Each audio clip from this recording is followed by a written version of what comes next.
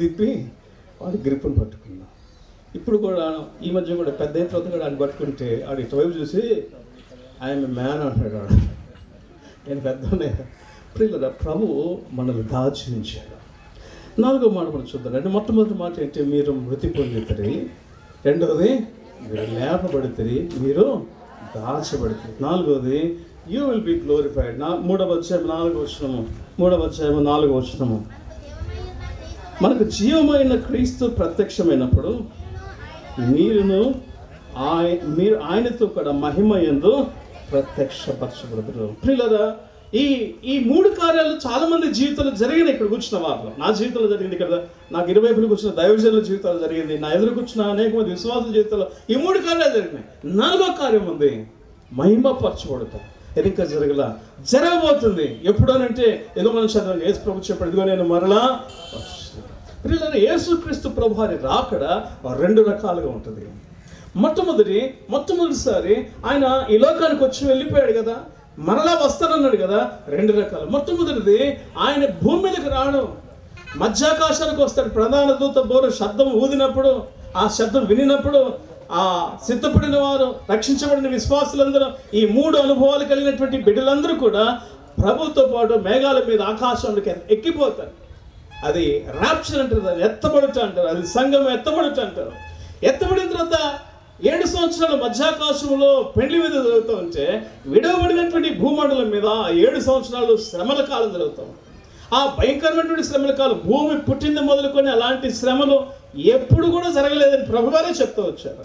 ఆ 7 సంవత్సరాలు కూడా మొదటి 3.5 సంవత్సరాలు శ్రమలు అయితే, రెండవ 3.5 సంవత్సరాల కాలము మహాశ్రమల కాలం.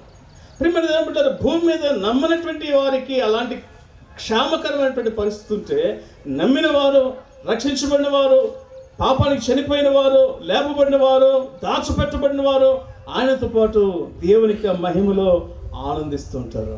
ప్రియమైన దేవుని బిడ్డలారా, దాని అర్థం ఏంటిదంటే, మనం మహిమపరచబడతామంటే దాని అర్థం ఏంటంటే, యేసుక్రీస్తు ప్రభువారు వచ్చినప్పుడు మనం ఆయనతో పాటు ఆయన వలె మార్పు చెందుతాం. చదవండి ఒక మాట.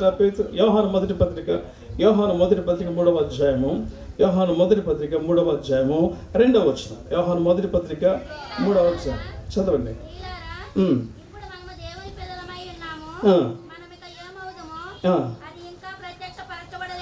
అది ఇంకా ప్రత్యక్షపరచబడలేదు కానీ ఆయన ప్రత్యక్షమైనప్పుడు ఆయన ఉన్నట్టుగానే ఆయనను చూతుము గనుక ఆయనను పోలి ఉందము. we shall be like him. ఆయనను పోలి ఉంటాం, ఆయన వలె మార్పు చెందుతాం, ఆయన మహిమలో మనం మార్చబడతాం. అంటే దాని అర్థం ఏంటి? we are not only going to change our location but also we are going to change our looks. మన భౌతిక దేహం మార్చబడుతుంది, మన స్థానం మార్చబడుతుంది. ఇక ఈ భూమి మీద ఉన్నాం, ఇంతవరకు మన లొకేషన్ ఎక్కడంటే భూమి మీద ఉంటే తాడేపల్లిగూడెం, లేకపోతే తాళ్ళపాడు, లేకపోతే ఈ ఊరు, లేకపోతే చీరాల, ఇది లొకేషన్. కానీ ఎప్పుడైతే మనం మహిమపరచబడతామో మన లొకేషన్ మార్చబడుతుంది. ప్రభు ఎక్కడ ఉంటాడో మనం అక్కడ ఉంటాం. మన లొకేషనే కాదు, మన లుక్స్ కూడా మార్చబడతాం, మన వేషం కూడా, మన యొక్క శరీరం కూడా మార్చబడుతుంది. ఇప్పుడు ఈ శరీరం అయితే, ఈ శరీరానికి ఒక పేరు పెట్టిన అపోస్తలుడైనటువంటి పౌలు భక్తుడు 3వ అధ్యాయం 21వ వచనం ఫిలిప్పీ పత్రికలో ఆయన అంటాడు, ఈ శరీరాన్ని గురించి ఏమన్నారండి ఆయన? ఈ శరీరాన్ని గురించి ఈ దీన శరీరం. ఎందుకు ఈ దీన శరీరం అయింది? ఈ దీన శరీరానికి ఎప్పుడూ కష్టాలే. మంచు ఎక్కువైనా గిట్టదు, ఎండ ఎక్కువైనా గిట్టదు, వర్షం ఎక్కువైనా గిట్టదు, వేడి ఎక్కువైనా గిట్టదు, చల్లదనం ఎక్కువైనా గిట్టదు. దీన శరీరం. ఈ దీన శరీరములో అందుకనే కొరింథీ పత్రిక రాస్తూ 2వ పత్రిక 5వ అధ్యాయంలో రాస్తూ అంటాడు 3-4 వచనాల్లో, ఈ శరీరం అనేటువంటి గుడారములో మనం ఎలా ఉన్నామంటే సంతోషంగా లేవు. సంతోషంగా ఉన్నారా ఏంటి? ఈ శరీరమైనటువంటి గుడారంలో మనం ఏం చేస్తున్నాం అంటే మూలుగుచ్చు ఉన్నాం. అయితే మనం మహిమపరచబడినప్పుడు పిల్లరా, ఇక ఇలాంటి మూలుగ లేదు. శరీరం మార్చబడతా ఉంది, మన లొకేషన్ మార్చబడతా ఉంది. బాధ లేని శరీరం, వేదన, ఇక డైటింగ్లో అవసరంలా, ఇంకా లేకపోతే మేకప్ లక్కర్లా, లేకపోతే ఇంకా కొత్తగా ఏమేమి చేసుకోవాల్సిన పనుల, మన శరీరం మార్చబడుతుంది. అక్షయమైనటువంటి దేహం మనకి ఇవ్వబడతా ఉంది, మన స్థలం మార్చబడిపోతా ఉంది. ప్రియులారా, ఆయన యొక్క మహిమలో మనం కూడా పాలు పంపులు పొందబోతున్నాం. అందుకనే చాలా కాలం క్రితం అమెరికా దేశంలో ఒక పట్టణంలో ఒక వ్యక్తి ఒక స్థలంలో పెద్ద షాప్ పెట్టి బిజినెస్ చేస్తాడు. ఆ షాపును వేరే స్థలానికి మారుస్తున్నాడు. అదే పట్టణంలో, పట్టణం అన్న తర్వాత పెద్దది కదా, రకరకాల పరిస్థితులు జరుగుతాయి. ఇంకొక పట్టణంలో ఇంకొక వైపు ఒక ఇంటిలో ఒక ఆయన చచ్చిపోయాడు. ఒక ఆయన ఏమో సంతోషంగా ఇల్లు మార్చుకుంటున్నాడు, షాప్ మార్చుకుంటున్నాడు, షాప్ అడ్రస్ మార్చుకుంటున్నాడు. ఇంకొక ఇంట్లో ఏమో ఒకరు చచ్చిపోయాడు. ఆ రోజుల్లో టెలిగ్రామ్స్ అనేవి ఉండేవి. ఇప్పుడు టెలిగ్రామ్స్ అనేవి లేవు కదా, తీసేసారు కదా, టెలిగ్రామ్స్ లేవు ఇప్పుడు. టెలిగ్రామ్స్ అంటే ఇప్పుడు పిల్లలు ఏం చెప్తారంటే యాప్ అంటారు కదా, ఆ యాప్లు కాదు. ఆ రోజుల్లో టెలిగ్రామ్లు అంటే అదొక భలే టెన్షన్. టెలిగ్రామ్ ఆయన వచ్చాడంటే అసలు ఏది ఇచ్చాడు, ఏమొస్తుంది, ఎలాంటి వర్తమానం. అప్పట్లో ఫోన్లు కూడా లేవు కదా, టెలిగ్రామ్స్. అప్పట్లో కూడా ఒక దైవజనుడు చెప్పాడు, టెలిగ్రామ్స్కి బర్త్డేస్కి మ్యారేజెస్కి గ్రీటింగ్స్ పంపించాడు. హ్యాపీ వెడ్డింగ్ యానివర్సరీ అని, లేకపోతే హ్యాపీ బర్త్డే అని, లేకపోతే వాళ్ళు చచ్చిపోయారంటే ఏదన్నా అర్జెంట్ సమాచారం అంటే టెలిగ్రామ్స్ ఇవ్వాలి ఆ రోజుల్లో. అట్లా ఒకసారి ఒక ఆయన టెలిగ్రామ్ ఇచ్చాడంట, ఒకరు పెళ్లి చేసుకుంటే టెలిగ్రామ్ ఇచ్చాడంట.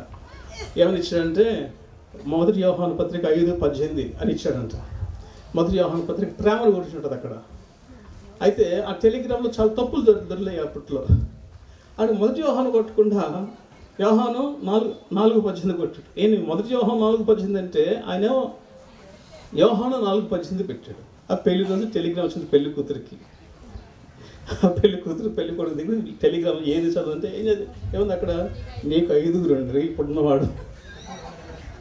అట్లా జరిగేవి, పొరపాటు దొరుకుతాయి టెలిగ్రామ్స్ ఆ దినాలు. ఇప్పుడు లేవులేండి. సరే, ఇప్పుడు మనం అమెరికాకి వెళ్దాం. అమెరికాలో చెప్పాను కదా, ఒక వ్యక్తి బిజినెస్ మారుస్తున్నారు. ఇంకొక వ్యక్తి ఒక ఇంట్లో 2 వేరు వ్యక్తులు టెలిగ్రామ్స్ ఇచ్చారు. ఒకరికేమో రిప్ అని ఇచ్చారు, RIP రిప్. ఏంటి రిప్ అంటే? Rest in peace. ఇంకొకరికేమో congratulations on your new location.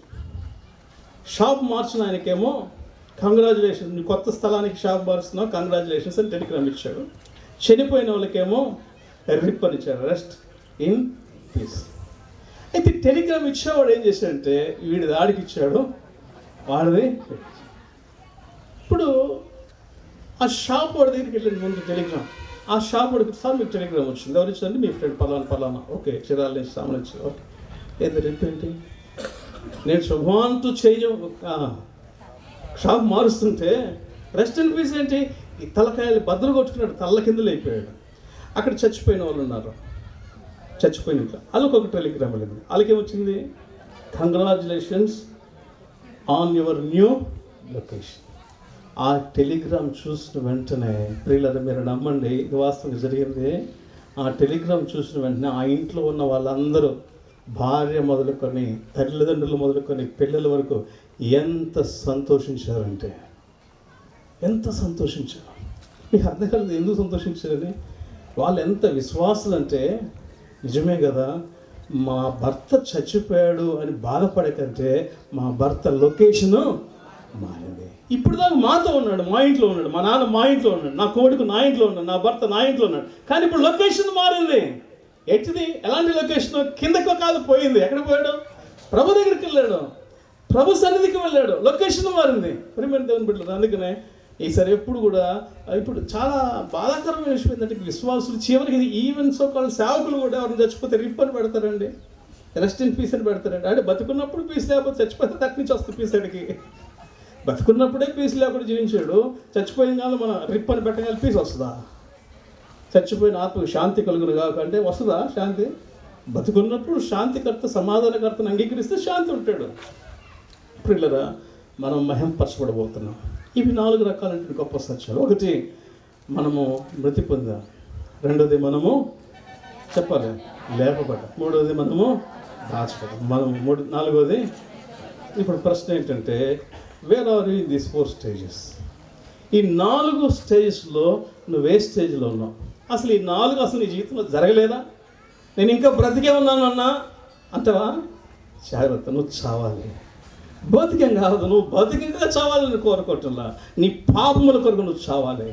నువ్వు చచ్చిన వాడు దిగులు పడొద్దు. ఏంటంటే ప్రభువు నమ్ముకున్న తర్వాత నాకు ఏమి జరగదు, నాకు అన్ని పోరాటాలు శోధనలే అనుకోవద్దు. నువ్వు లేపబడ్డావు. మూడోది, నువ్వు దాచబడ్డావు. నీ జీవము క్రీస్తుతో కూడా దేవుని యందు దాచబడి ఉంది. నాలుగోది, దేవుడు నిన్ను ఒక దినాన్న మహిమపరచ